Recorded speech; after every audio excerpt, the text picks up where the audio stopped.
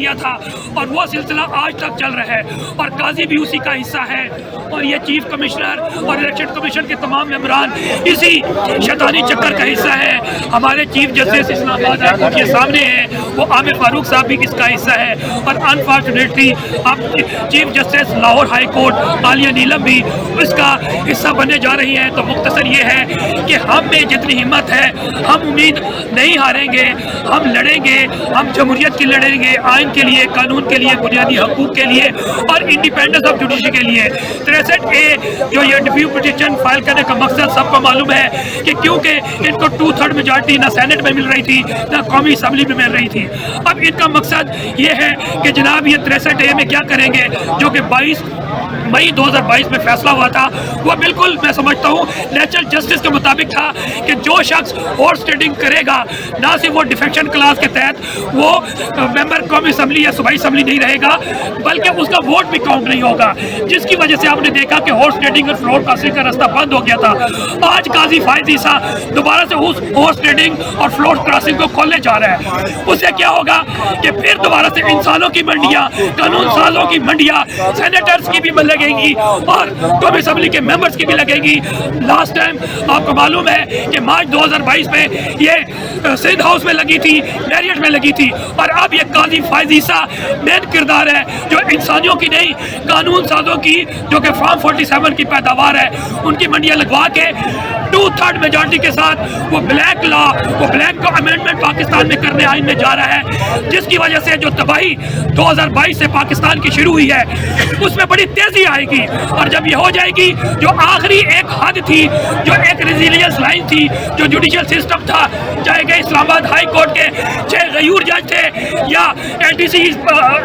لاہور سرگودا کے عباس جیسے ججز تھے، ان کو ریسٹرکشن لگا دی جائے گی اور پھر جس طرح مقننہ ہماری غلام بن گئی، انتظامیہ ہماری ان غارت گروں کی باندھی بن گئی، اس کو بھی مقید کر کے گیٹ نمبر 4 کی پیداوار بنا دیں گے۔ انفارچونیٹلی یہ میرا نقصان نہیں ہے، میں تو پھر پروفیشنل وکیل ہوں، میں اپنی فیس لے لیتا ہوں، میرا گھر بھی چل رہا ہے، لیکن مجھے دکھ ہے 24 کروڑ عوام کا کہ 24 کروڑ عوام کو بھیج کے یہ لوگ 50 سالوں سے جو جرنیل، جو کہ زرداری بھٹو مافیا۔ اس وقت ہمارے ساتھ بلوچستان سے پاکستان تحریک انصاف کی رہنما موجود ہیں زلیخا بندوقی صاحبہ۔ زلیخا صاحبہ، آپ اس احتجاج میں آج آئی ہیں، اس کو کیسا دیکھتی ہیں اور آپ کیا دیکھ رہی ہیں، آگے کا منظرنامہ کیا ہوگا؟ امیدوار صوبائی اسمبلی پاکستان تحریک انصاف میں ان کی کینڈیڈیٹ بھی ہمارے اور ملک کے لیے یہی کافی ہے کہ آج وکلا جن سے ہمیں انصاف چاہیے خود احتجاج پر ہیں اور وہ ملک کو بچانا چاہتے ہیں۔ عیسیٰ فائز عیسیٰ اس وقت ملک کے لیے ایک یزید کا کردار ادا کر رہے ہیں۔ میرے خیال میں وہ میرے بلوچستان ہستی کے فرزند کہلاتے، ایک شرم کے لیے میرے لیے مقام ہے۔ یہ لوگ فخر محسوس کرتے ہیں جب آپ کا کوئی کرنیل یا جرنیل بنتا ہے یا کورٹ پہ کمانڈ کرتا ہے یا پھر آپ کے اس عطاطے میں سپریم کورٹ کا جج بنتا ہے تو لوگ فخر محسوس کرتے ہیں۔ مجھے آج شرم محسوس ہوتی ہے۔ میں نے خود بھی کہا جب انہوں نے کہا ان کے دفنانے میں ان کے قبر تک جائیں گے، میں نے کہا بلوچستان مت لائیے گا۔ وکلا کا یہ نکلنا